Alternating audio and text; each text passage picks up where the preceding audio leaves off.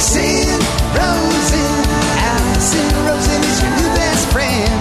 Allison, with her the good times never end. Allison Rosen, doing the wavy pencil dance again. Allison Rosen, Allison's your new best friend.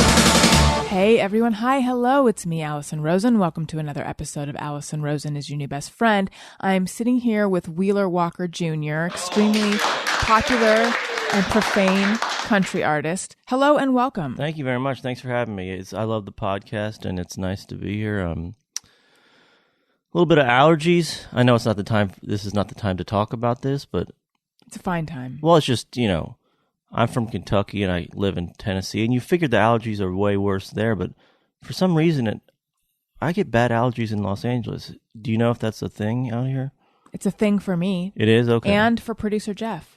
All right, producer Jeff. Yeah, because like that area of the country where I'm from is kind of famous for its allergies. I actually have friends who have some theories, which I believe, that's kind of where the country sound comes from in Nashville. That kind of high, like the high, like kind of a honking, honky tonk kind of voice comes from that. And I don't disagree. It's actually an interesting point. But so you think coming out to LA with just fucking palm trees and sand and shit, it would improve, but it's driving me crazy this morning. And it was raining this morning. Oh, really? So I feel like that just kicks everything up. That. If you take an antihistamine, do you find that you veer towards a different genre of music? No, it's still country, but yeah, I can. It's country that I can breathe along to. I think is the main difference. So with your first album, Redneck Shit, which I loved, and which did really well, right? Yeah, well, I mean, they've both done pretty well. That one was more surprisingly done well because I kind of came from nowhere, and my I do everything independently. I own my label, I own my masters, I own everything, but I have a company that distributes it. That just gets it out. Which, by the way, distribution it means a new word nowadays because they do get it out to stores, but I mean, people don't. It's basically I'm paying someone to just upload it to iTunes. But they called me up that week it came out. They're like, it debuted at number 9 on the Billboard country charts. I goes, how the fuck is this possible? I mean, I came out. I mean, like, I know, like, Winona Judd's album came out that week. She's been at it for however many 30-something years. And I'm like, how did I outsell her? She's, has 30 years of fans built up. It's not to denigrate her, but I'm like, where did these fans fucking come from? I guess people. I think it's a combination of playing this traditional country music and also doing it with contemporary lyrics. I think people just hadn't heard it, which it didn't seem like a very innovative thing for me to do. I was just at the end of my rope and I was pissed off, and I was just like, I'm going to make a country record, like the one I always wanted to, because when you sit around and you write songs, a lot of the times, you'll write the silly or dirty stuff that comes in your head, and then you'll clean it up when it's time to record. I was like, why don't I just make an album where I skip that step? It'd be interesting, because I'll go visit my friends in the studio, and they're like, motherfucker, shit, and then they get in the like, all right, 1, 2, 3, 4, and it's like, I love you, babe. I was like, why don't you fucking sing like you were talking before?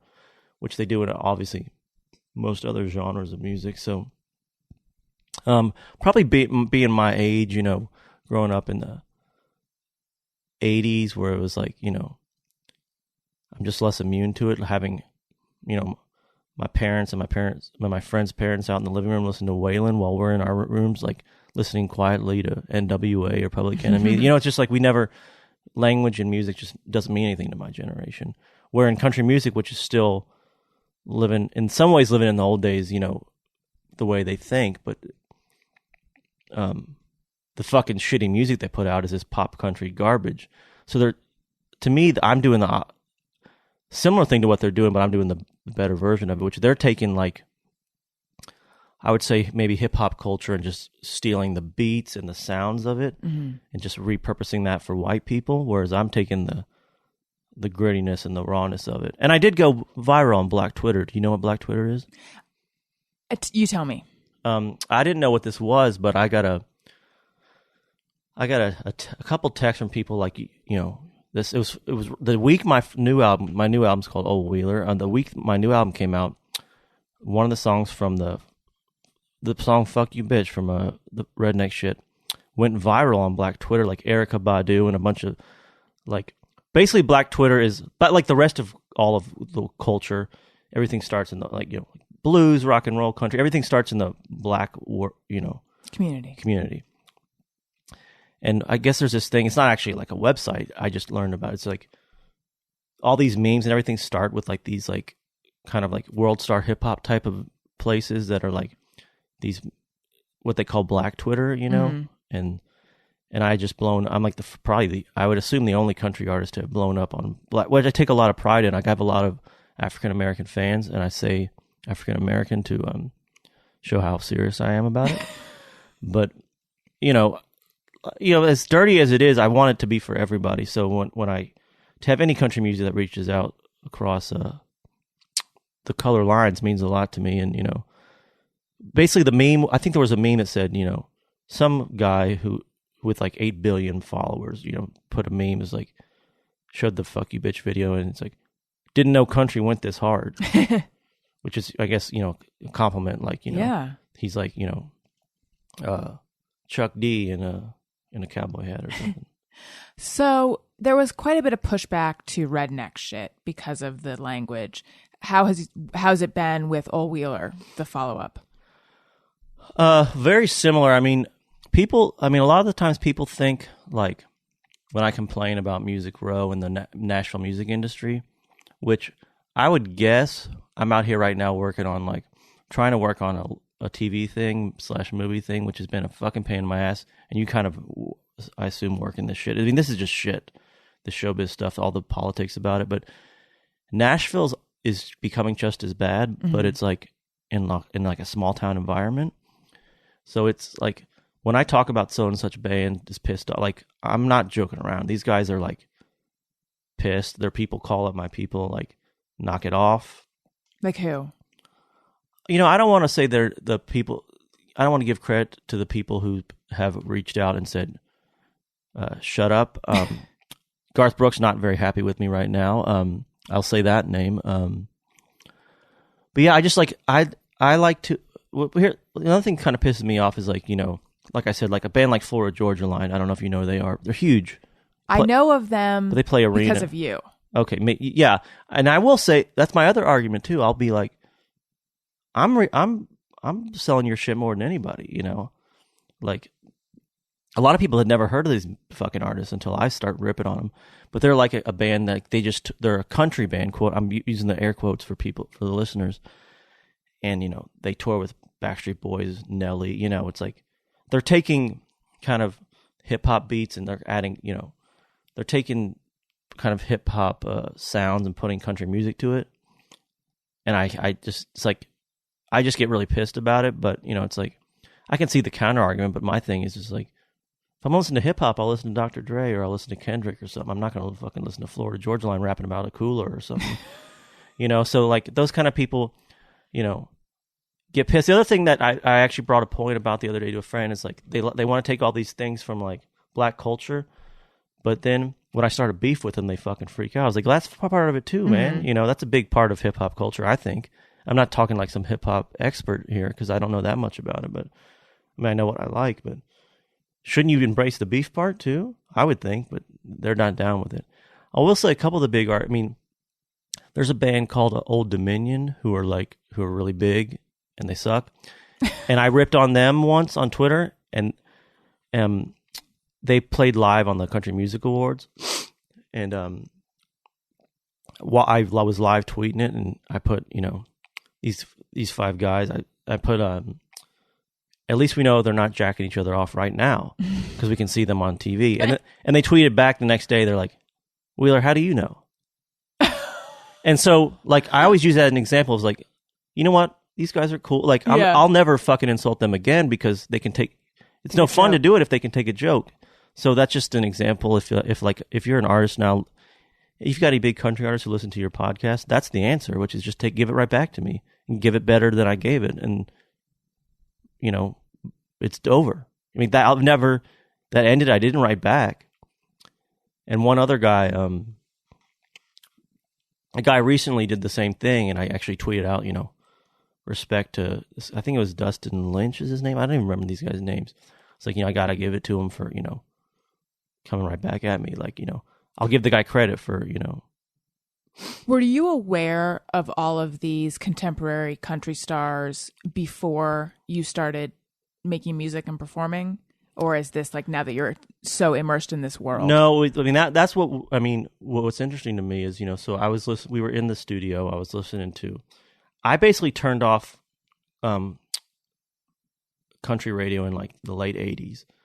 And that's, so when it's like you turn it off and you just assume that's where it freezes for you. I'm like, back then, I don't like Garth Brooks. I don't, like, to me, that was pop country, which, and Garth Brooks nowadays is basically fucking Woody Guthrie, compared to what's out there right now.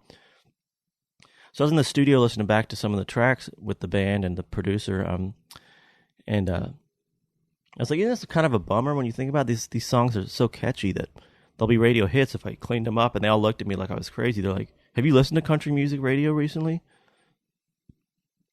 And the honest answer was no, I hadn't. So I went home that night and I listened for a while, and I'm like, it's really where all this came from, is I was fucking flabbergasted. It's so fucking bad. I mean, it really is. I mean, it's not country music. My friend, it's not her story, but Brandy Clark, who's a great artist. If people don't know her, they should check her out. But she said I said, because people are having the argument now, what is country music? And someone told her country music is whatever white people are listening to. Huh. Which is kind of an interesting way to look at it, but like in some ways this person is kind of right. It's like this, like a guy right now who's huge is Sam Hunt. Mm-hmm. And it's really just, he's from the South, but he kind of rap talks a little bit, like it's just like kind of country-ish sounds, and he doesn't even sing. I mean, he does sing some, but he mainly just kind of like, talk rapping. And I know his producer, and I was his producer and co-writer is a buddy of mine. I asked him on my podcast, actually, like, why the fuck is this country? And he's just like, because Sam's country. That's who he is. He's a country guy. He's from a farm in Georgia, and he just lives a country life, and that's his attitude. So whatever he makes is country music, which, I mean, I guess, I disagree. Yeah, what does that, like, what does that's his attitude mean? What's the country attitude? I mean, I don't know what that means. I mean, the example he was using was he had a song out, which has been a #1 song for like 6 months, literally. It's called it's called "Break Up in a Small Town." It's like about like, which was there's an old Stanley Brothers tune called "Don't Cheat in Our Hometown," which is the same thing as like breaking up with a girl in a small town's way hard, because everyone knows, everyone's talking, like you can't avoid her, which is not a bad thing to talk about, but it's not an issue in New York City or Los Angeles, Right. That's a very kind of country-ish. If you're living in the country and there's fucking 14 chicks who live there, it's hard to break up with someone. So I mean, I know what he's saying, but, and again, he's saying the same thing in a new way, using like these kind of hip hop beats, and to say he but goes. You hate him, right? Yeah, I mean, I will say, I mean, two things have gotten to me. One is I now understand his point of view, and I don't want to. And the other thing too is after I found out he's just completely not on social media, and I found out my 55,000 tweets to him, insults to him were just like went to deaf ears. It was like, I actually think that's the best response. It's just like he doesn't even know he's oblivious. He literally doesned know I exist. So it's like, that's not a fight. That's just me complaining. So, but yeah, that's a good example of the shit music I don't like, and all of a sudden I become the guy. And the artists I like, will nudge me or text me like, man, we all, because it's not a cool thing in music to make fun of other artists. It's a very rare thing. I love it. Oasis used to do it all the time in rock, and like Guns N' Roses would go after fucking Motley Crue. I used to love that shit as a kid. So people love celebrity feuds. Yeah, I mean, that's what the bummer is. Mine aren't feuds. Mine are just me screaming. But I'm saying, I think a lot of things that artists want to say, but they're not allowed to say for whatever reason. And I get why they're not, like a real quote unquote artist it's not cool for him to go, the other 4 people in this category suck, I'm the fucking best, Just not a good look. Well, so that kind of gets to a question that I wanted to ask you. the music you make, like the sound of the music is I love it, and it's sincere and it's authentic and it's good. And then the lyrics are hilarious and dirty. And so I feel like you've kind of carved out this niche where you're like, you are taken seriously, but you aren't. Yeah. And but my sense from you is that, well, maybe that's not fair because you are taken seriously. My sense from you is that you feel like you should be taken even more seriously You're as an artist. Absolutely right. Which is, I mean, the example I'll use is one I always use, "Fuck You Bitch," that song, which was a hit on Black Twitter, among other places. Where it comes from, I mean, like, I got dumped. It was my fault. The girl wasn't a bitch, but as she was walking out, you know, the thought in my head was, you know, I don't want to, like, the pure thought was just, "Fuck you, bitch." You know, It wasn't like, and that's the argument I try to make, which is, you know, it's not like, it'd be different if I had a song called "Fuck Bitches," you know? It's just like, this girl broke, I mean, to me, in some ways almost feminist. It's like, this girl broke my heart, and this is how I felt at the time. And this is how much power she has over me to get these emotions out of me. And I don't know why that's less legit than, you know, "Miss You Girl" or something like that. You know, it's like more people are gravitating. And I mean, I'll do shows, and afterwards, you know, this guy outside says he needs to meet you, and I go out. And it's like, I drove 12 hours. My wife just left me, and I drove 12 hours each way. I had to see you. Fuck you, bitch. My wife left me, and fuck you, bitch, just fucking, like, saved my life, and I had to meet. Like, so that's, you know, so I see it, and I see the effect it had. So to call it silly or comedy kind of is almost like an insult to that guy in some ways. Right, yeah, there's this urge in culture, and maybe especially in country music, tell me if you think so, to sanitize genuine human emotion. Totally, yeah. And I think, I think the other thing you're kind of getting at, which is in some ways, and I found it to be true. There's like an old, like a thing that people always say, you know, whatever's cool in New York and LA or the big cities gets to the South like 10, 15 years later. And I think that is true. I mean, I think, like I said, like these beats they're using now in country, it's not even like cool shit. It's like MC Hammer type beats. Like I call it, it's like Milli Vanilli with a twang. But like the actual using, like this language that I'm using is, because my uncle, who's much older, he's in Nashville, and he's a fan, but he always talks to me about it. He's like, and he'll admit that the lyrics threw him at first, and then he's like, but he keeps, as most old people do, they watch a lot of TV, and he's just like, I can't believe how fucking filthy TV is. You know, he likes Bill Maher, and it's just like Bill Maher's, you know, talking about like explicit sex acts. It's like, he just doesn't know this world, but he now at least admits it exists. So I just don't like the country music that's out there just pretending that this world doesn't exist, and people don't say fuck and shit, and people don't have sex, you know. No more, like, why are we saying make love, you know? It's like not how people talk. And they're wondering why kids can't relate to country music. I think it's partly because of that. They're not speaking their language, right? Because of these arcane rules. Like, I'm not dumb. I understand why the radio, I mean, they'll get fined $100,000 for playing my song. I can't get played there. But I still get, I get pissed. Like, a big thing now is these Spotify playlists. That's what kind of drives singles nowadays. And Spotify won't put me on their country playlists. Like, they'll have the country hits playlist, which gets millions of listeners. And they won't put me on it because these guys are trying to turn Spotify into radio, you know. They want it to be the new radio. And if they hear the word fuck, and, like, let's say, and I get where they're coming from, which is grandma just wants to hear some country hits, and if Pussy King comes on in the middle of this playlist, it's going to throw him. But isn't the whole point of this new technology, like, there's no FCC regulations on Spotify, just play, you know? It's, who cares who fucking gets pissed off? I'm just like, take a fucking risk, you know? I get so pissed off about it, you know? It's like, I don't need a new fucking app that's just going to be radio again. Like, radio's dead, we know that. Yeah. So to go with the times, you know, like iTunes, for example, has been really good about promoting my stuff on the country section of their store or whatever, you know, because I sell the same amount as them. Are you all? Because I know your first album was in comedy and in country. Yeah, that actually pissed. I mean, that's one of the. I don't know if I told you this story when we were talking before. Is so that distribution company called me up and they're like, you know, you debut at number 9 on the Billboard country charts. And they're like, you're also on the comedy charts. And I started screaming. I'm like, what the fuck am I doing on the comedy? It's country music. I'm being honest. Why is that funny to you? And I started screaming, and we have a screaming match. And then halfway through the argument, I stopped and I just go, before I keep arguing, just where am I on the comedy charts? She's like, number 1. I was like, all right, I'll take any way to get a number 1 record. It's fine. I think they just saw the song titles and the cowboy hat, and they're like, these don't fit. It's comedy. Right. And my thing was like,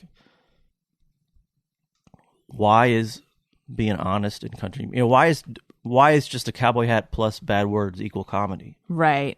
And the lyrics are funny though. Yeah, I mean, but country's always had that, like, here's a quarter, call someone who cares, and right. The last thing I gave her was the bird. I'm just doing it and kind of, but also as you're holding up the poster right there with the women with their legs open, I mean, I get it. Well, I'm just trying to, part of it is just me trying to push buttons. If my dick is up, why am I down?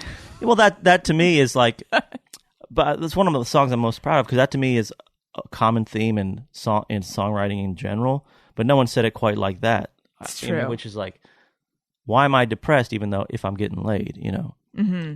But the two don't have anything to do with each other, so I want to write a song about that, but I'm not going to write the same song everyone else fucking writes. So which of these songs on Old Wheeler, and anyone listening who doesn't have this album, I would urge you to go get it, because I was in love with it from the first time I listened. Usually thank you. Yeah. Usually it takes like a number of listens to feel like I'm into it, but it's very accessible, and it's also I think that's what throws hilarious. what throws people is, and it's gotten me into some songwriting rooms in Nashville, which I can talk about later if you want, but is it the vulgarity mixed with how fucking catchy it is? I think it throws people. They're like, man, this is, even though people who don't like it are singing along. And you have a bunch of really great backing musicians as well. And I love Fucking Around featuring Casey Walker. You guys go back and forth trading lines. I love when men and women sing together. Yeah, that was actually she ended up using a pseudonym, but it's a woman named Nikki Lane, and she's a great country artist. And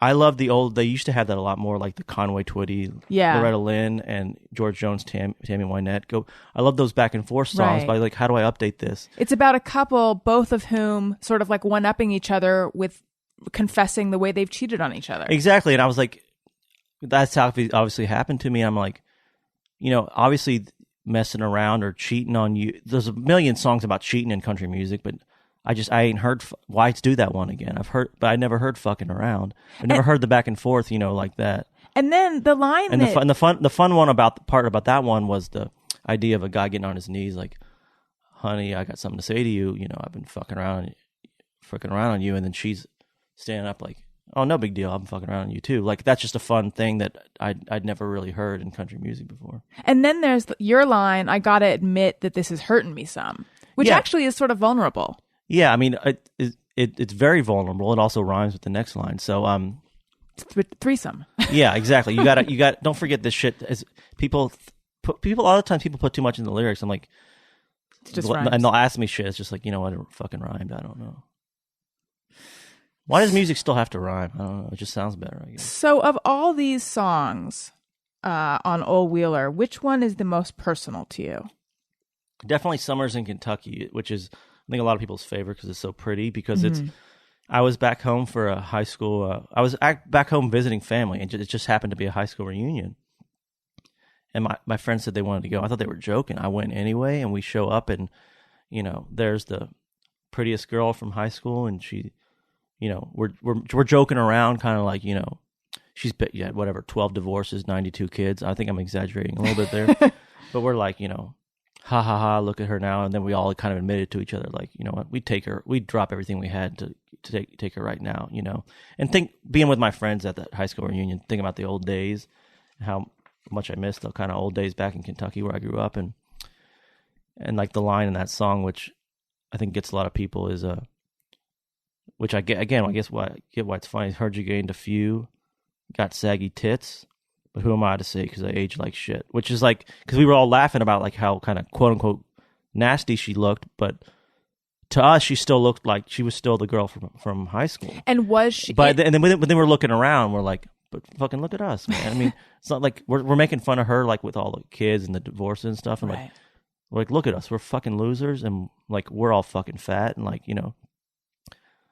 Was she someone that you had actually, because in the song, she's someone that the singers had a relationship with. Had you actually been with her? No, well, that's poetic license because I was not the most popular guy as a kid. So it's a bit of a, a wish fulfillment song of like, and I talk about in the song, like the lyrics I'm talking about is sneaking out of the house and meeting this girl by the creek and making out with her, which is what my neighbor and my friend did. And I used to be so jealous of him. It's like, it's my song now. I can just be that guy, I'll just talk about, talk about him as if he's me, because I can certainly in my mind picture me. Because I remember thinking, what a fucking great life that was. Like this fucking guy who didn't seem that much cooler or better looking than me, but obviously more confident. Sneaking out of his fucking window and meeting a girl down by the creek right by my house. And she would sneak out of her house. This is before cell phones and shit. They had secret codes and shit, which made it a little more fun. It just seemed like a good... I think it goes back to kind of what I was saying, that kind of country world, which is more small town shit, just like missing that kind of shit. And I think people can see through the vulgarity there. But what I'm saying about the bad words in that song is when I'm talking to my friends, we're just like, I'd still fuck, we're talking, and like one of my friends literally said, like, man, her pussy's probably all fucking stretched out. And as disgusting as it is, like, that's how me and my friends talk. I just didn't want to I don't want to be dishonest with myself and not put that part in because, that's what makes the way I look at the world different than the other country artists, I need to do an ad read that relates so strongly to everything you just said about a woman after having kids. I think you said she had 92 kids, but you acknowledged that was... Yeah, I mean... And 12 divorces. You acknowledged that was hyperbole, but still, she had a bunch of kids. Your body changes. Is this an ad for vaginal rejuvenation? No, it's for Icon Undies, which are undies. So here's the thing. 1 in 3 women pee a little when they laugh, cough, run, or double bounce on a trampoline. So I don't know if since we last saw each other, I had a baby. And now when I cough, that's when I'm most in danger of piddling myself. Well, I don't want to interrupt your ad, but we were talking about allergies before, and I've been having a little what they call post-urinal drip. And I asked my doctor, and he said it was the allergy medication that's doing it. Interesting. So they need to make these for fucking men. They do need to. Icon Undies are here to help keep you dry with pee-proof underwear. These are from the same women who brought you Thinx period underwear, so you can ditch your disposable panty liners because each pair of Icon holds up to 8 teaspoons. They're also antimicrobial, anti-odor. They're not gross. And it's just a sad fact of, well, maybe sad is putting it too negative. No, it's sort of happens. It's just a fact of life that most women will hit a point, and it's this gosh darn babies where all of a sudden you're like, oh yeah, every time I move in a certain way, I'm just going to be peeing a little bit. And now we know also from allergies. I'll tell you what, that's a heck of a, what do you call it? Moving from that was a great segue right there. It was an amazing segue. And wait, I'm not done though. Okay. Try Icon Undies for 30 days risk-free. Use code BFF at iconundies.com for $10 off your order. So what do you mean try, like you can actually send the undies back? Yeah. That's crazy. Yeah. BFF at iconundies.com for $10 off your order. Why do you think they don't make, do you think it's a pride thing that why they don't make them for men is like guys wouldn't buy them? Because when I was talking about what just happened to me, I mentioned it to my like 8 million dudes. For the most part, they're like, oh yeah, that happens to me all the fucking time. See, I didn't know that. Yeah, so. Maybe it is a pride thing. Or maybe this is an opportunity for you. Well, I think it's an opportunity for this company to make those underwear because right. I'm not going to get in the underwear business.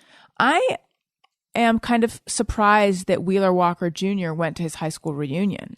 I was surprised too, but I was there and we were like, whenever you're home and you're visiting family, it's always nice to get out of the house. And, it's not the easiest. I'm from Lexington, Kentucky, not the easiest place to find shit to do. Mm-hmm.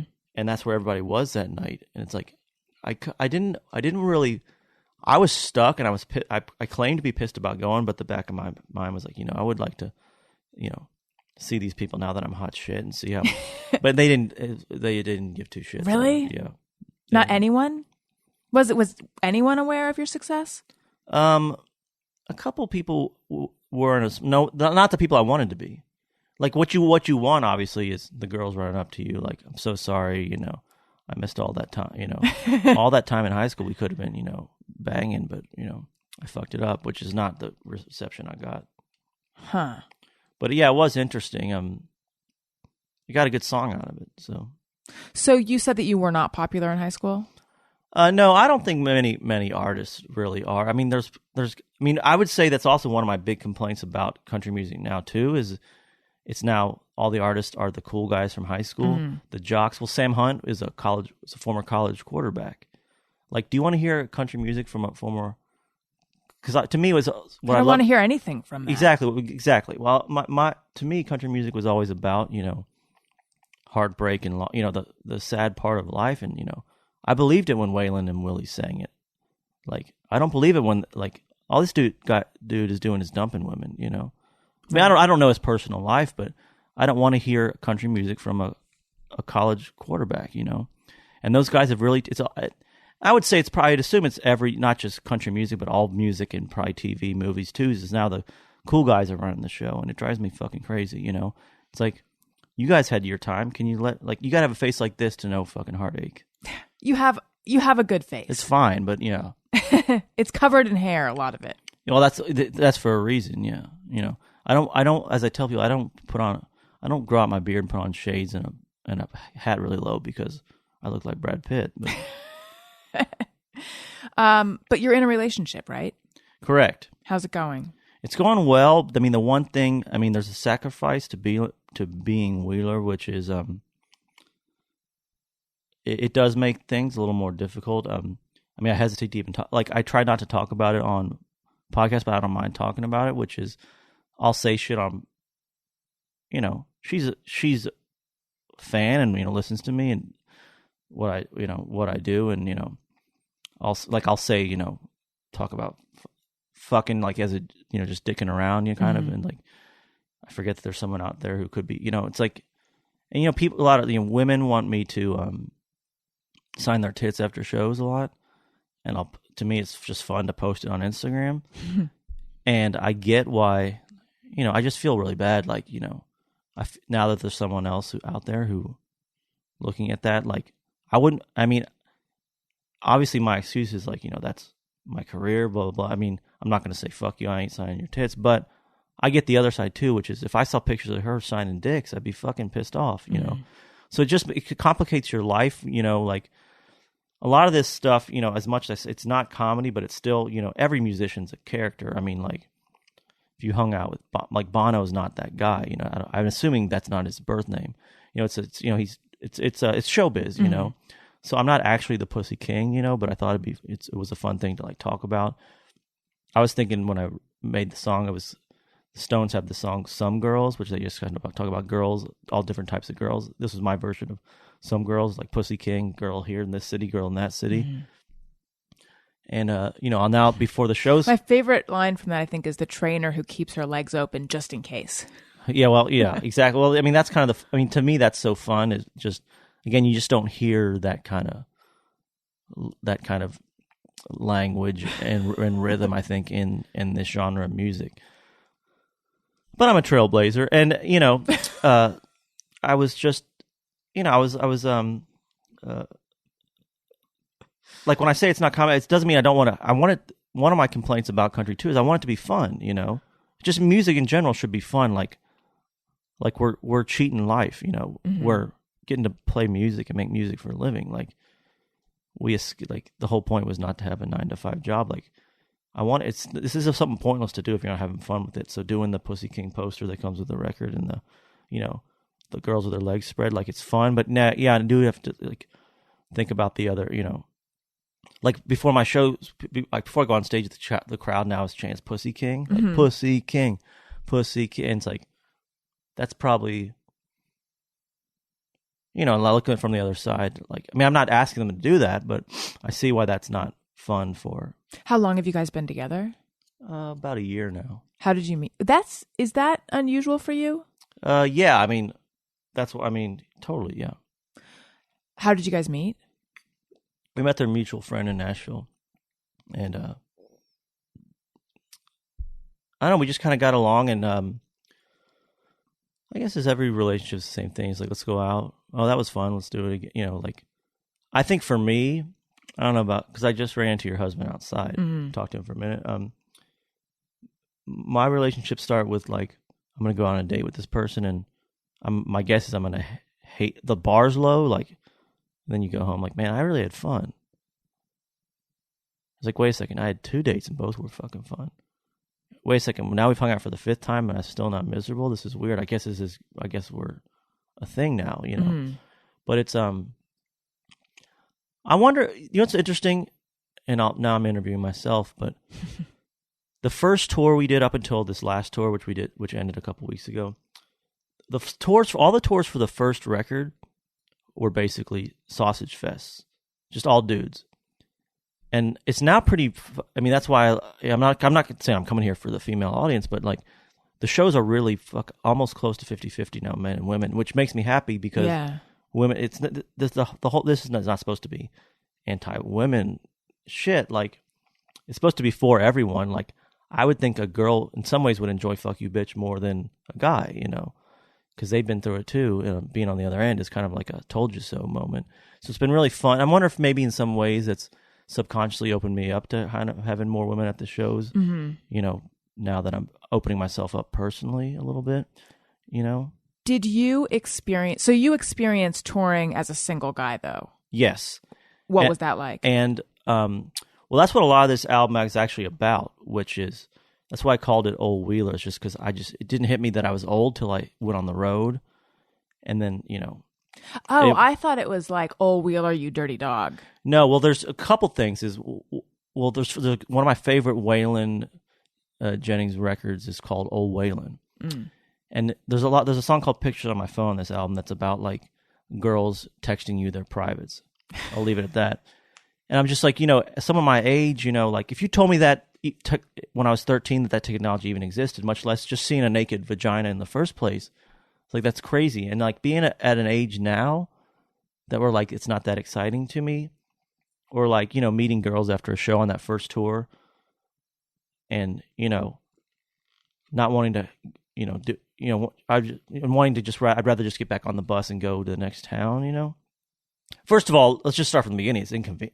It's not the life they claim it to be. You meet a girl after a show, you're going on to the next town. What's she gonna do? You bring her on the road and give her $200 to grab a train or something, you know. So it doesn't even work. But I was just surprised at how much the world had changed.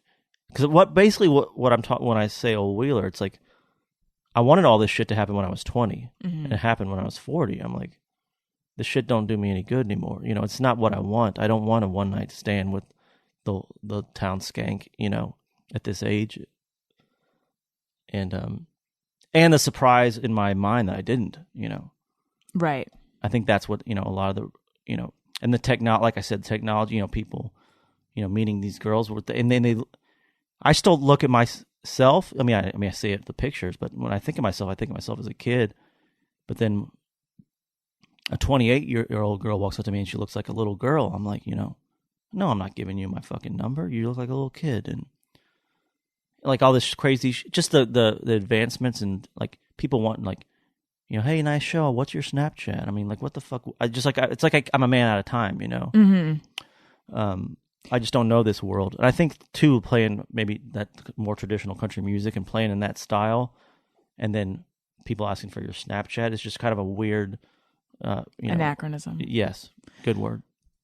Do you enjoy touring? Because I think of you as someone who doesn't love travel. I love playing. I don't love. We're not doing touring. We're doing bigger shows. Each tour gets bigger. I don't know when this will be released. Tonight? No, Monday. Monday. Okay, cool. So we got a tour coming up. If this coming up this week, then it's the traveling. You're right about that. I don't love that. I mean, we're still not in fucking. We're far from private jets, much less, you know, like I don't have the bus with the TV and all that shit. But I learned that what I'm enjoying more now, and this is going to ruin my whole image, is the first tour I kind of learned that how you can't take it too far. Like I got pretty sick on the first tour, thinking I could party every night and I go crazy, and your body's not built. I don't care what age you are, you're just not built for that. And I talked to a lot of my friends who are touring musicians, and basically everyone had the exact same story as me, which is their first tour. I mean, I literally wound up in the hospital. For what? Dehydration and exhaustion. Like, the IV, the BIVs. How glamorous. It was, once it was over, it seemed cool. At the time, it was not fucking cool at all. I mean, I was out and about with some friends, and I just fucking barfed all over myself. Were you doing drugs? No. Just drinking? Well, a lot of weed, probably, and that doesn't count. Well, it doesn't count, but it also, I do think it leads you to kind of bad, I don't want to say like anything crazy, but it leads you to like beer number 90 or, right. Shot number 95. It doesn't sound so bad after,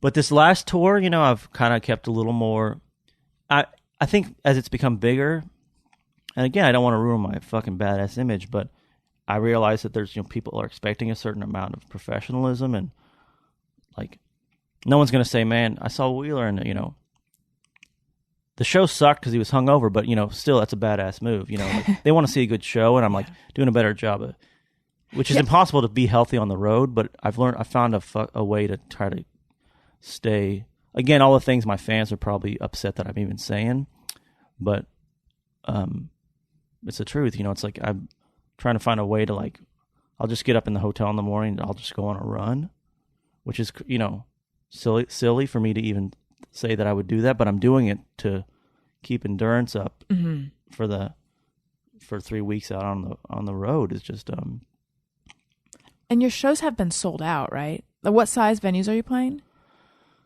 It depends. Every market's so fucking weird. I mean, I'm learning more about touring as we do it. It's like, as I talk to you right now, like I don't know how my touring people figure this shit out. Like, we're doing 1,300 seat place in Kansas City, sold out. Wow. And then we're doing 250 in my hometown. And as I record this, you could buy a ticket for it. And I'm like, what the fuck is going? Like, yeah. And actually, and because I just don't give two shits, I actually tweet it out. I go, what the fuck is going on? How is there fucking tickets available for my hometown show?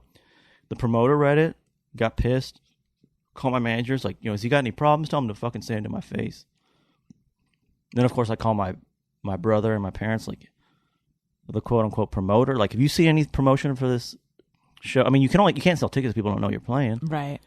And my brother's like, I ain't seen shit about it, seen anywhere. So, I mean, I guess, I don't know that a country music promoter is there's 8 million, Lexington's the place to be. So, apologies to the dude, but, I just don't hold back in my music or, my social media, which gets me in trouble, And the venue got pissed at me too. And they said they wrote me back. They go #fake news, and I go the venue, and wow. I go so it is sold out. So it's sold out. You want me to delete this? And they didn't write back. It's like they want to sell the tickets. Right. It's not fake news. Like the place should. If I can do 1,300 in fucking Kansas City, why can't I do 250? Oh 250. My God! Fake news does not mean something you don't like. Exactly. Well, fake news doesn't. But first of all, it wasn't fake. Right. That's what I'm saying. Yeah. They were pissed that I mean, to them, they took it as an insult. Like I was mad at the club. I'm not mad at anyone in particular. I'm just pissed that I got to go back home, see all my friends, and I don't want to play to. I mean, I'm sure it'll sell out by the time I do it. But of every venue that should be sold out, I mean, I could fill that up with family and friends. You'd think a Facebook post would just sell that thing out. Right. All right. I need to tell you guys about American Housewife, but then I want to find out from you, and I'm giving you some time to think about it. What is your worst quality? Okay. So, you guys, I was absolutely paid to say this. It is 100% a commercial for an ABC television comedy. If you're enjoying this kind of honesty, and if you like when people keep it real, then I have a show for you. It's ABC's hit comedy, American Housewife, and it's back on a new night, Wednesdays at 9:30, 8:30 Central after Modern Family, starting September 27th. Watch your favorite brutally honest, totally relatable mom, Katie Otto, along with her husband, Greg, work to ensure their 3 kids don't wind up like their uber-wealthy neighborhood Joneses. The everyday obstacles of their Tony town make them feel like it's them versus the world, and Katie meets the challenges with unconventional gusto gusto, determined to come out the winner. This is one mom who knows her quirky family is perfectly imperfect, and she's far from sorry. Critics say American Housewife is a must-watch, unapologetic, and a brave new take on the sitcom mom. The new season of American Housewife premieres on Wednesday, September 27th, 9:30, 8:30 Central after Modern Family on ABC. Okay, so Wheeler, what is your worst quality? Well, I was checking my text, and as I'm talking to you, and I was talking to the girl. It was just some text from the girl we were talking about before, and your girlfriend. Yes, and it reminds me. I do think my worst quality is I'm selfish. I think many artists are. It's just like you can't do this. I'm not making excuses for it, but this is made by someone who's selfish. A guy putting this being you're pointing your poster. Yeah, like a guy with 4 women or 5 women around him with a giant Pussy King sign. It's like thinking about yourself, too much, and like you're on the road and you're fucking busting your ass. It's like it's hard to you don't keep up with a girlfriend, and like. But it's it's like as if she doesn't work too, or like she's just sitting around all day with like I get busy and shit but that's just it's an excuse for being fucking selfish. Mm-hmm. Are you guys in the midst of a conflict right now? Like were these contentious texts? They're not contentious texts. They're just it's hard when I'm away. Like right now, I've been working on this. I'm working on this kind of TV movie project. That's why I'm in Los Angeles right now, and the thing is fucking stressing me out. And I don't want to get into specifics of networks, but we had a deal to do it somewhere. It sounds like it's not gonna. That deal is now going to not happen. What is it? What is the project? It's gonna be it's gonna be a concert movie with some backstage stuff. But it's kind of not in a good place. I'm out here taking meetings, talking about doing it somewhere else. So I really want to do it. The live shows. I mean, one of the things I love about what I'm doing is growing up as a kid. I just loved, and I was mainly a rock guy as a kid, and I loved rock. What I loved was seeing musicians playing, the back and forth between musicians, and that's with the technology they're doing now. People lip syncing or playing along to tracks, which they do in country too. But country, if it's a good country, it's the last place to see real people playing. Like. I would kill right now if like Ricky Skaggs was here with his bluegrass band. I just love that back and forth, watching human beings play instruments. So my band is, I want to show that part of it off, which people don't. People think they're going to come to a show and it's like girls dancing in a cage and that shit. It's like, no, this is the best musicians in Nashville playing real country, and it's a tight band, and it's like you're coming out to see country music, and I think people miss that. And I understand why, because of all the other. There's a lot that goes along with what I do. Like a Pussy King when you open an album, it comes with a free Pussy King poster. You don't think about the musicianship probably, and I get that, but I kind of want to show that off on a grander scale. So that's why I've been trying to beg people to not beg, but we've been having some offers of people. I get a lot of because this thing's kind of taken off. I'll get offers all the time about, we got an idea for you, and they just don't get it. It's just wanting you to, how about a TV show where you're like a fuck machine, like that kind of stuff. It's like, no. I just want to play music,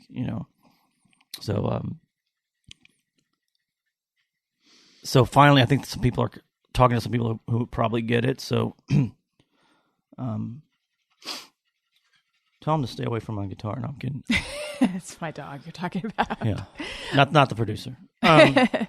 So yeah, that's kind of. But you were asking about the text, which is when I'm away, sometimes like listen, I've been stressed out. I've been in meetings like that. It's just like back to the selfishness thing. Like she ain't stressed out. Like she ain't dealing with shit. Right. But do you live together? No.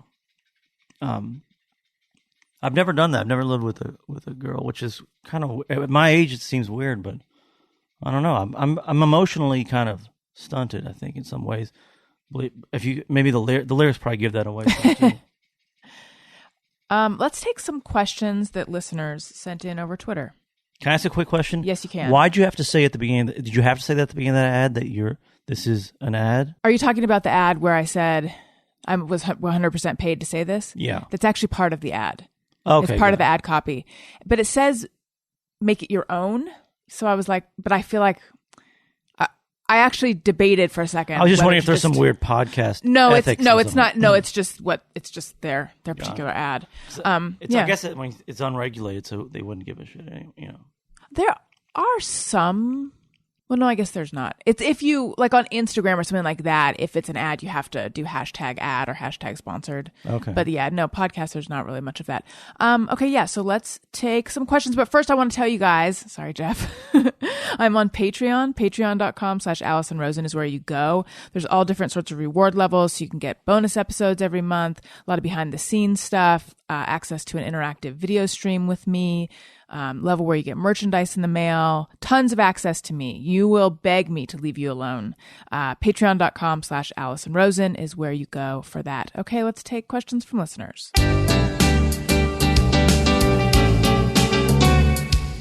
When we ask, they send them in. They're wondering how you have been. So thanks so much for answering these questions from our fans. Paul Van says, can I just say something real fast? Yes, I like how I like how it's radio kind of. You do it all live. It makes it a lot more fun. thank Just like you. to throw in a compliment here. And I will take all of the thrown in compliments. and like the clapping. Yeah. I dig it all. What do you think is an appropriate age for my children to listen to your music? That's a really good question because like I have nieces and nephews who I hope will honestly never hear it. But I know, I sell a lot of my albums to teenagers who are listening to it in the basement real low, which actually brings up fond memories for me. With me and my friends listening to Life Crew really low in the basement. There's a danger to that, which was fun. But the honest answer, I think the real answer is just it's rated R. Like, what's R? 18? 17, I think. Maybe it's 18. Let's just say for me, while I'm on the record here, let's just say 18. Okay. But a hint to those 14, 15-year-old dirty boys who want to buy it, fucking buy it. Jason Dick says, what are your favorite kinds of guitars? I love semi-hollow and arch-top Gibson and Gretsch the best. I love answering questions like that. I was always a Martin guy, and because I'm really nowadays just play acoustic, and I grew up playing a lot of electric. And when I moved to acoustic, I always wanted a Martin. I finally got one. I started playing all the time, and then Gibson came to me. They're like, they go, what kind of guitars do you play? I go, I play Martin. I'm a Martin man. I'll always be a Martin man. I play Martins. They're like, what if we gave you a custom Wheeler Walker Jr. Gibson guitar and all the guitars you want? I go, I'm a Gibson man. I always have been. I will. But I asked the producer who did Grammy-winning producer who did both my records, Dave Cobb. I asked him, I go, how are these, Gibson and in the acoustic world, Gibson and Martin are kind of like, it's like Mercedes, BMW kind of. You can get people passionate about both ends. And I literally thought he would say like, oh dude, don't touch those things. He's like, I thought he would just have like a real passionate opinion. He goes, I've been playing these Gibsons. Gibsons are fucking great. And I got one and I can show it to you in a second. It's not fun to show shit on a podcast. But you're going to play a song at the end, so we'll see it. But yeah, but I've been really, they turned me, it worked. I love Gibsons now, and I really only play Gibsons because I think they're a better strumming guitar, the acoustics, and I also think, what I was kind of used to be bummed about when I played the Martins were like, the Model T is just like they sound great, blah blah blah. But you really can just the regular look. That's all you can get. But Gibson, I used to always be bummed. Like I wish I liked Gibsons because they make all these like really crazy, and, like, fancy guitars that you always see the country guys with. And now that I actually enjoy playing the Gibson more, it's been cool to like try out all their guitars. Like now that I'm out here, I always called like the Gibson place in the town I'm in, but there's only a few places. But I call them up. I go, I want to. Because a guitar, I play J45 I assume the guy listening wants the technical shit. Mm-hmm. And what I wanted to, I've always wanted a J200, which is that kind of big one. I don't know if you've ever seen those, like Bob Dylan on the cover of Nashville Skyline, kind of like a big guitar. And I fucking love it. I called the place, the Gibson out here. They're like, yeah, we got that one. Slash just gave it back to us, and you can have it for a while if you want. And I'm like, it's good enough for Slash. It's fucking good enough for me. So I just literally, still warm from Slash playing it. And so I've been messing around with that. So I may take that out on the road next. But yeah, it's nice to, you go on the road, you always, you don't want to hurt a guitar, and then what the fuck do you do? It's nice that they have had those backups. They've been good to me. So yeah, I'm not saying it because of the endorsement, but it really did change my opinion. I'm a Gibson guy now, especially with acoustics. How do you feel about people destroying guitars on stage? Because I used to sort of overreact to seeing it in this like, oh, don't destroy something. Like, I don't know. It felt, I just hate seeing that. And then I thought, well, really, what's my problem though? Because it's just commerce, and they'll just buy another guitar and it'll be fine, and it's part of the show. But I still hate seeing it. Well, yeah, I don't like it either. I mean, my main problem with it too is, and I love Nirvana, but when I first saw Nirvana doing it, I'm like, the Who already, like, this has been done. It's like, we already seen it, like, if no one had, like, I understand, like, I get it more from like the Who's point of view, which is like, you're on TV playing a gig, and the idea of, it's just talking about showbiz, which is like getting up and, just destroying. It's just never been done. That would, if I was just a kid watching TV, and I was obviously too young for that, to see that live, but that would have blown my fucking mind. Just like, I'd never even seen a guitar, I didn't even know you could, Right. I'm thinking in my head,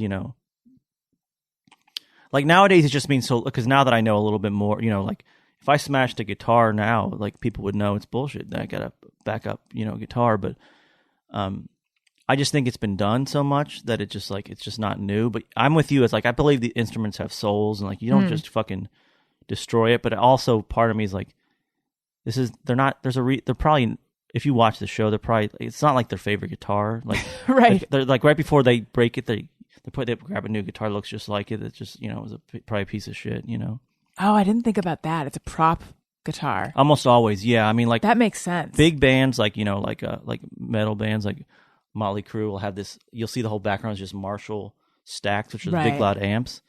And I have my friends who tell me that's like, usually it's just one amp back there, but the rest are just like covers, to make it look like it's a giant wall of guitar amps. But people forget that it's like, you're in the back row of like the Hollywood Bowl. It's just a microphone.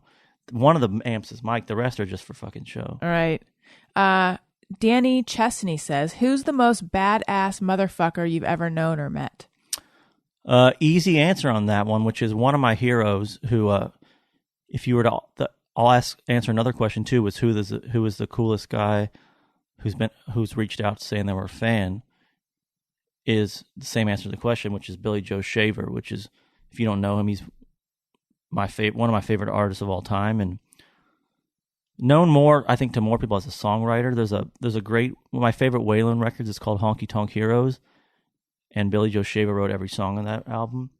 And he's when they talk about the outlaw movement and country and Willie and Waylon, all these guys, they're really talking about Billy Joe Shaver, who's a true outlaw. I mean, he's fucking, and I'm not just saying this, but I'm not saying it's because it's cool, but he's fucking shot a guy, used Willie Nelson, I think, as a character witness, and I think he got off, but him reaching out and saying he was a fan and wanting to meet was fucking the coolest thing for me.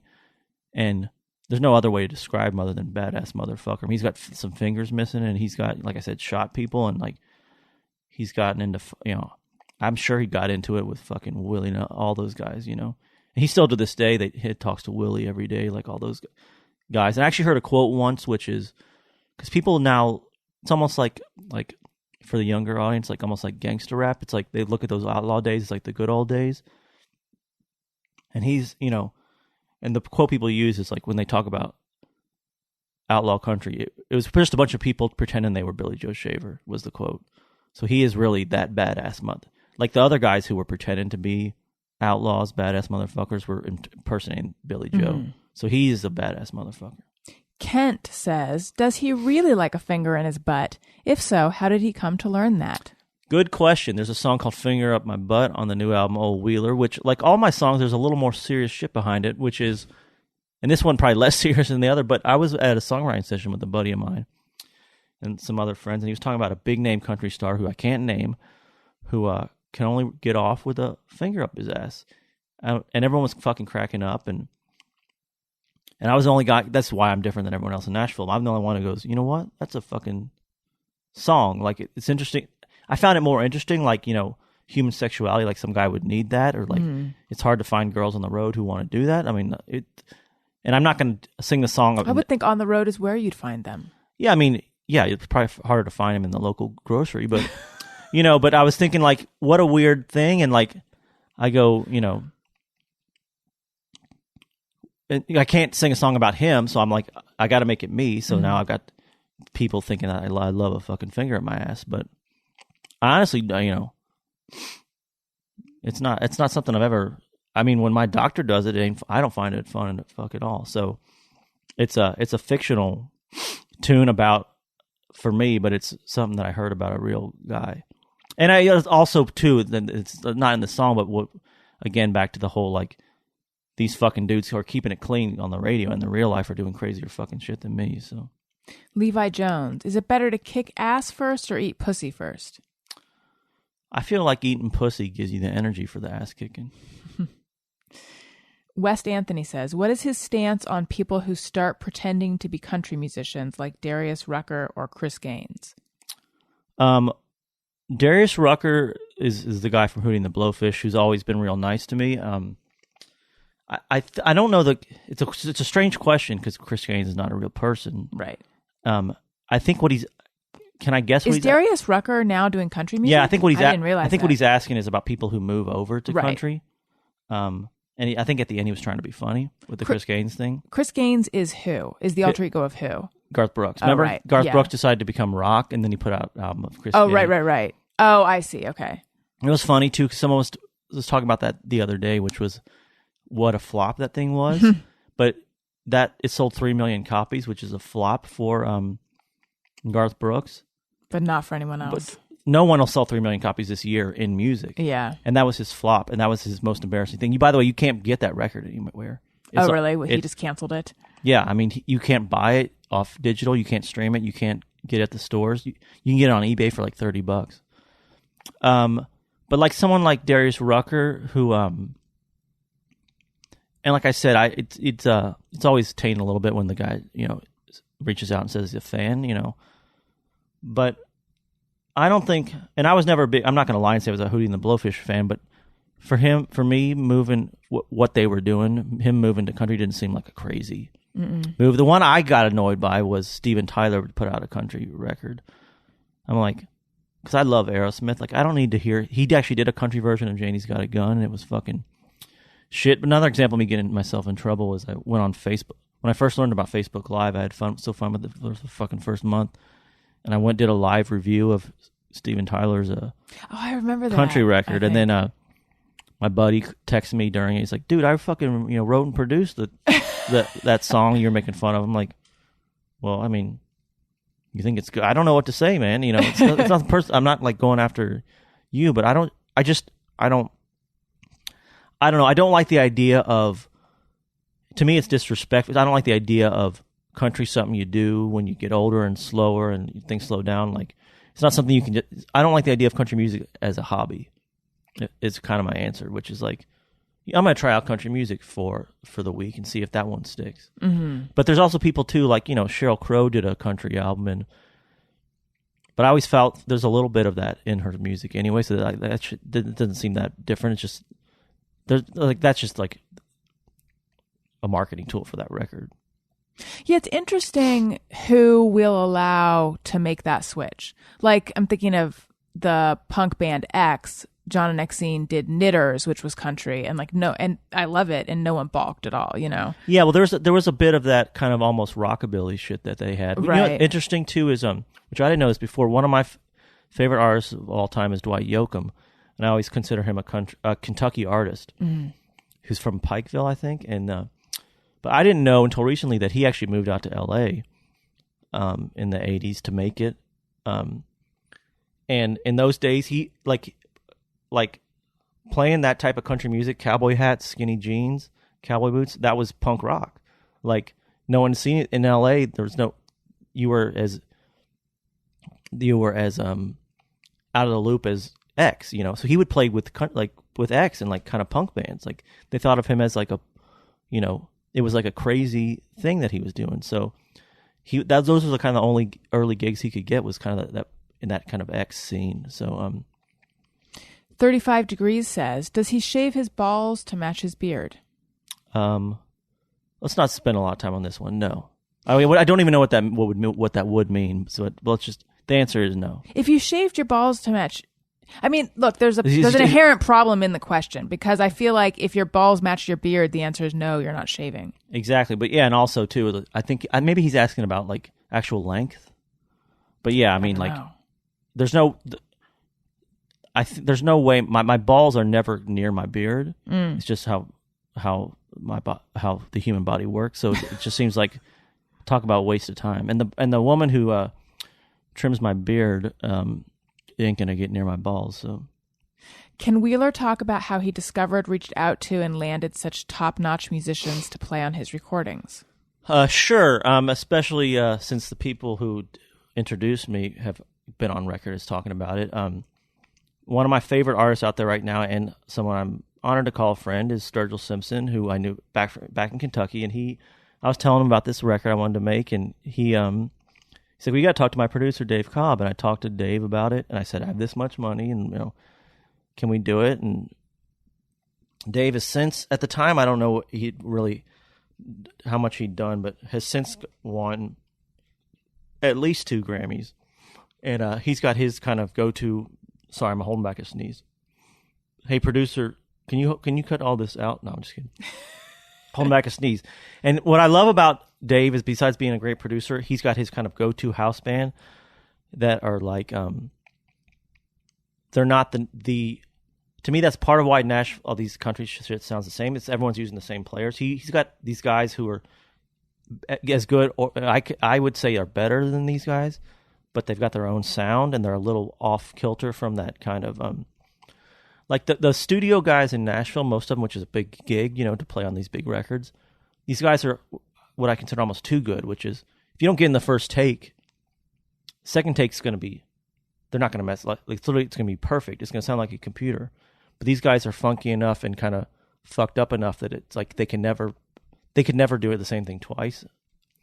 And they're more feel than craft, I think. And they just always come up with such great shit. So yeah, I mean the answer is yeah. It's an honor to be able to play with like the guys who played on Sturgill's record, the guys who are playing on all my favorite records right now, because he uses the same guys. Unless you're like Stapleton, Dave has done both Stapleton records, and Stapleton's got his own band. So, and Jason Isbell, same thing, has his own. He doesn't.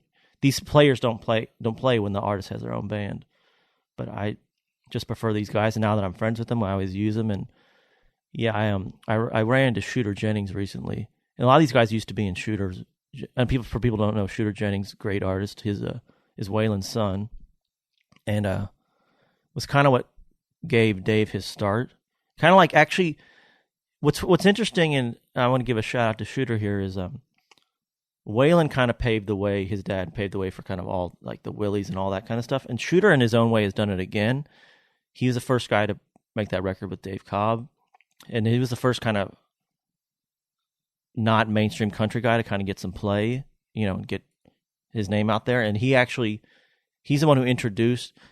He was with Dave Cobb and at a Billy Joe Shaver concert, speaking of which, and he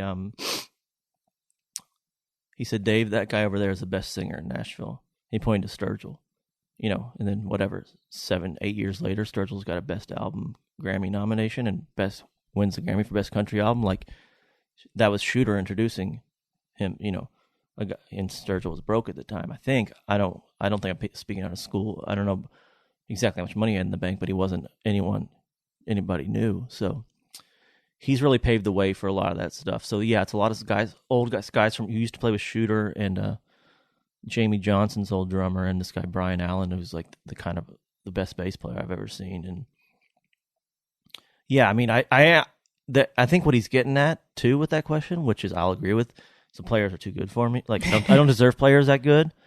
And I know he didn't say that, but I will say he's right about that if that's what he meant.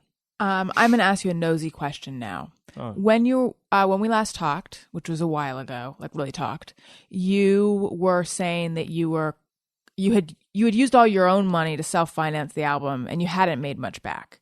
Like you were, I don't know if you said you were broke, but you intimated that. Are you now doing okay? Well, no, it's a confusing answer. One is, well, I put the... Or maybe you didn't use all your money, but you had self-financed. Yes, I did pretty much use all my money, which is the part of doing this that I never...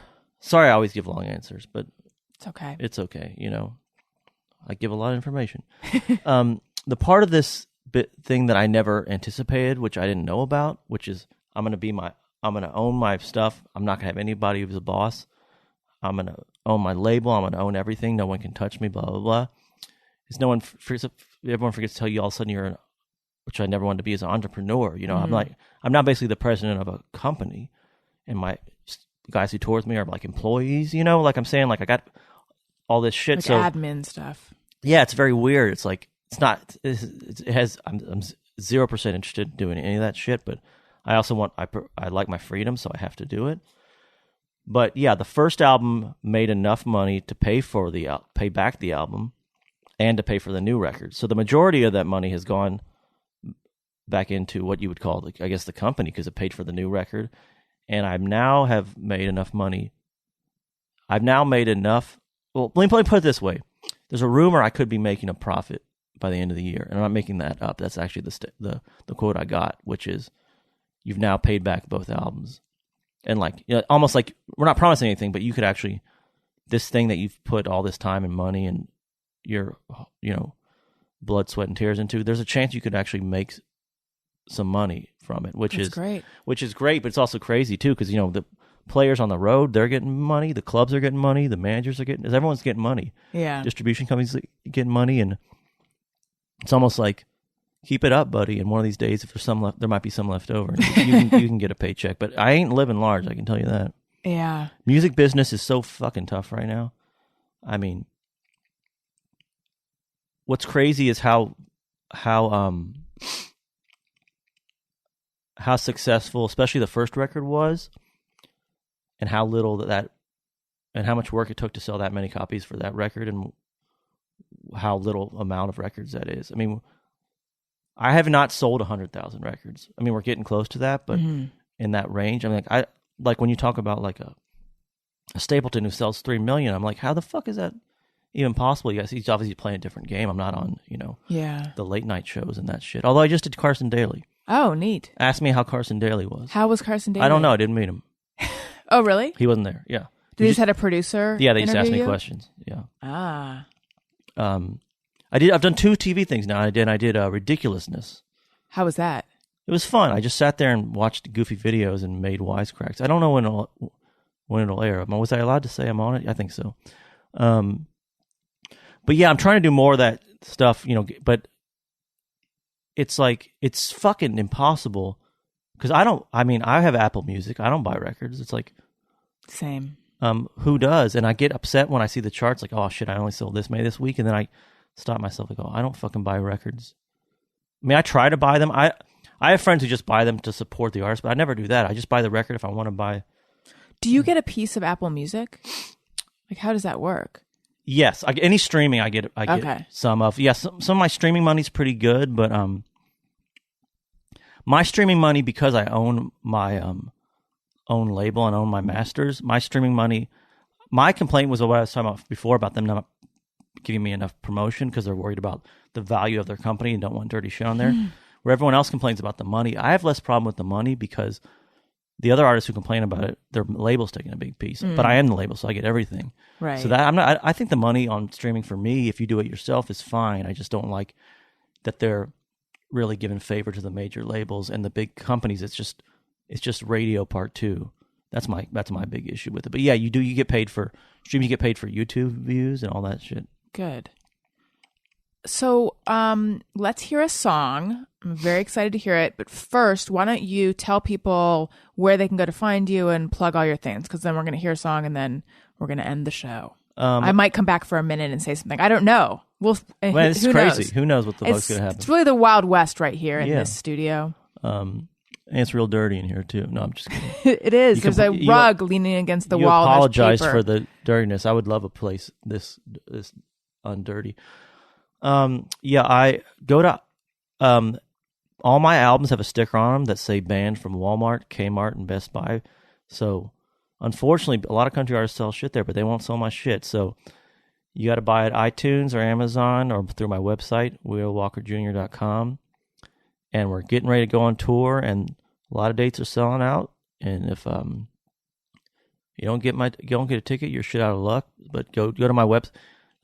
I'm going to add one thing. How do you find out if I'm playing in your town? You don't find out by fucking tweeting and asking me when I'm coming to your town. Because I can't fucking answer all these tweets anymore. You just go to the fucking website. Like, how did you...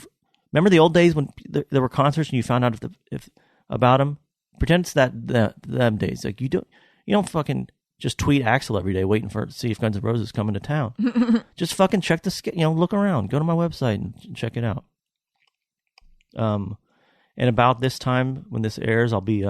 doing 2 dates with Kid Rock at the Kid Rock Fish Fry. Oh. But that's sold out. I was going to say, like, come on down, eat some fried fish, and watch me and Kid Rock. But that's probably on StubHub for $500. So don't support that shit. And you also have a podcast. Did you say that? Yeah, I started a Wheeler Walker Jr. podcast, which is, like everything I do, has been fun, but more of a fucking pain in the ass than I thought it was going to be.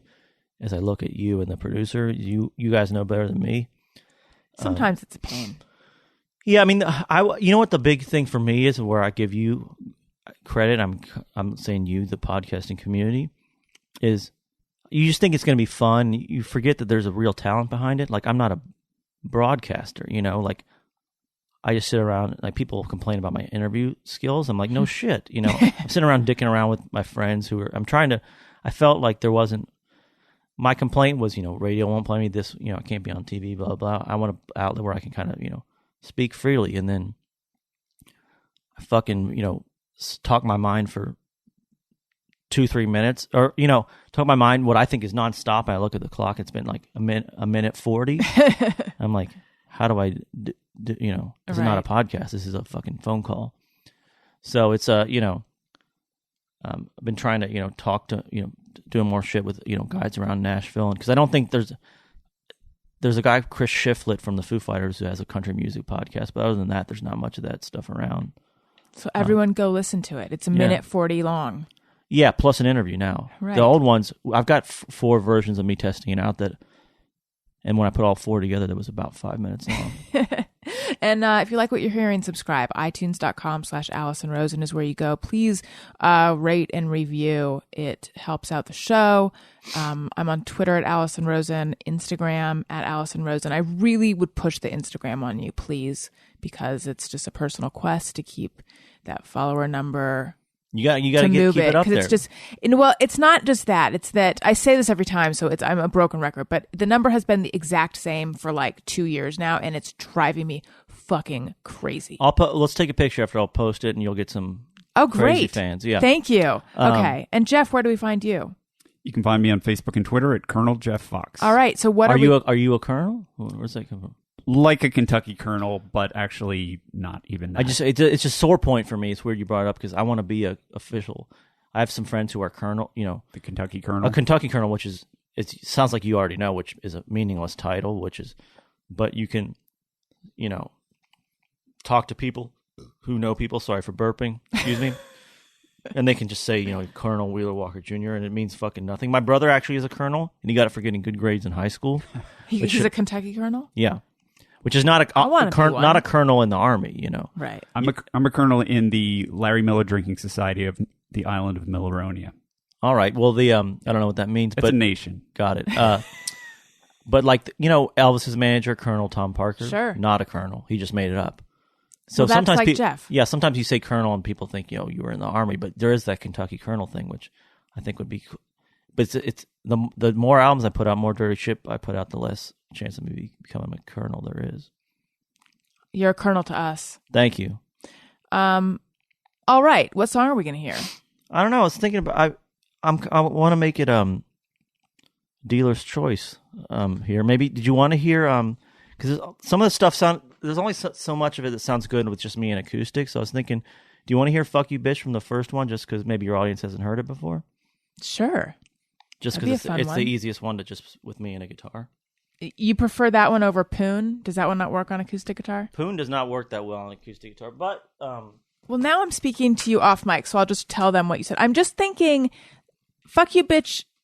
That's old news for you? Well, you've played it on some podcasts before, right? We want an exclusive. How about an exclusive? I've never I don't think I've played Pictures on my phone anywhere. Okay, let's do that.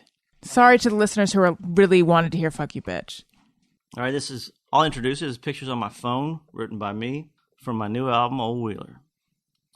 First time I ever played it acoustic on any radio or podcast, I believe. Flashback, I was just 16. Look at pictures in a magazine. All it take from me to cream was a girl in a nightgown. But the girls these days, I swear, hanging out in their underwear, snap titties like they didn't care if they spread all over town. Well, I guess it's a whole new world. Have sex and you don't even need the girl. Playing music out on the road. Head back to my hotel room. Can you do me a solid one? Send me pictures of your pussy on my phone. Hate the movies on the internet. I prefer the personal shit. Won't feel so all alone with some pictures of your pussy on my phone.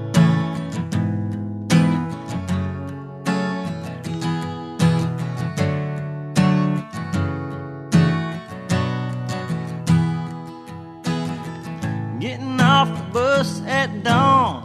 Girls waiting there to suck me off. Turn around and then I'm gone. I don't need to make time for a hum. I can nail every woman I see. Fuck more than a Kennedy. That shit gets old to me. I'll be alone when I wanna come home. Rather be by myself at night. Cock glaring up with the cell phone light. Playing music out on the road. Head back to my hotel room. Can you do me a solid one? Send me pictures of your pussy on my phone. Hate the movies on the internet. I prefer the personal shit. Won't feel so all alone with some pictures of your pussy on my phone. Won't feel so all alone. Won't feel so all alone with your pussy on my phone.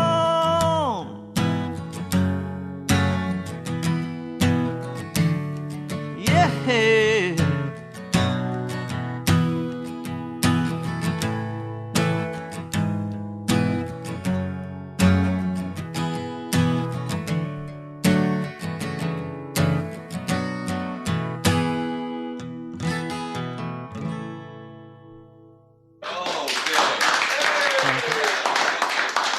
That was beautiful. Thank you. And stirring. Thank you so much for being on the show. This was so much fun. I'm glad you had fun. I was asking, how's this rate with other podcasts? It wasn't bad, right? He just gave me the okay sign. Right, okay, cool. Yeah. No, I think we're good. I like to be constantly judged. All right, cool. It was good. I had fun if you did. Thank you so much for listening, everyone. I love you. Goodbye. Hey, do you know about the Allison Rosen Show? We had a good time, but now we gotta go. Yeah, Allison Rosen is your new best friend.